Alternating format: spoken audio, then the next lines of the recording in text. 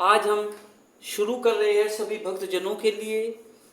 और पहले अध्याय का ये पहला श्लोक है जिसमें धृतराष्ट्र और संजय का वार्तालाप चल रहा है।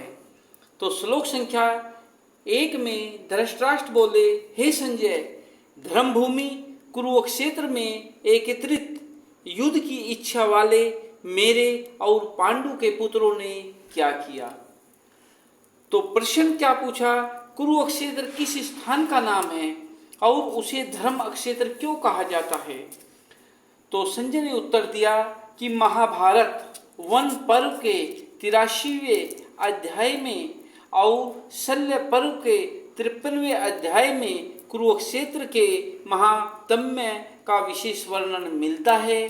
वहाँ इसे सरस्वती नदी के दक्षिण भाग और दृष्टद्वती नदी के उत्तर भाग के मध्य में बतलाया है। कहते हैं कि इसकी लंबाई चौड़ाई 5-5 योजन थी। यह स्थान अंबाला से दक्षिण और दिल्ली से उत्तर की ओर है। इस समय भी कुरुक्षेत्र नामक स्थान वही है। इसका एक नाम समंत पंचक भी है। सतपथ ब्रह्मांड आदि शास्त्रों में कहा है कि यहाँ अग्नि, इंद्र, ब्रह्मा आदि देवताओं ने तप किया था। राजा कुरु ने भी यहाँ बड़ी तपस्या की थी तथा यहाँ मरने वालों को उत्तम गति प्राप्त होती है। इसके अतिरिक्त और भी कई बातें हैं जिनके कारण उसे धर्म क्षेत्र या पुण्य क्षेत्र कहा जाता है। तो प्रश्न क्या किया कि धृतराष्ट्र ने माम का पद का प्रयोग किन के लिए किया है और पांडवा का किन के लिए, और उनके साथ समवेता और युयुत्सव विशेषण लगाकर जो किम अकुर्वत कहा है उसका क्या तात्पर्य है।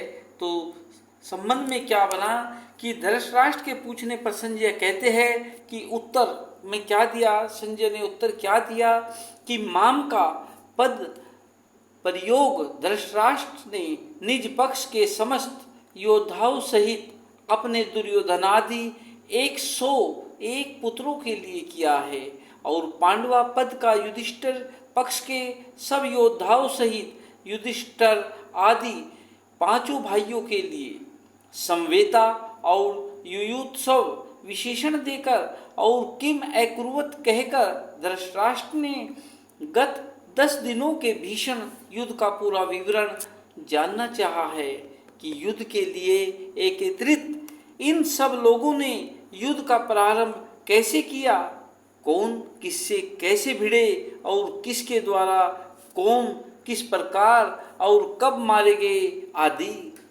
भीष्म पितामह के गिरने तक भीषण युद्ध का समाचार धृतराष्ट्र सुन ही चुके हैं। इसलिए उनके प्रश्न का यह तात्पर्य नहीं हो सकता कि उन्हें अभी युद्ध की कुछ भी खबर नहीं है और वे यह जानना चाहते हैं कि क्या धर्म क्षेत्र के प्रभाव से मेरे पुत्रों की बुद्धि सुधर गई और उन्होंने पांडवों का स्वतः देकर युद्ध क्यों नहीं किया, अथवा क्या धर्मराज युधिष्ठिर ही धर्म क्षेत्र के प्रभाव से प्रभावित होकर युद्ध से निवृत्त हो गए, या अब तक दोनों सेनाएं खड़ी ही है, युद्ध हुआ ही नहीं, और यदि हुआ तो उसका क्या परिणाम हुआ इत्यादि।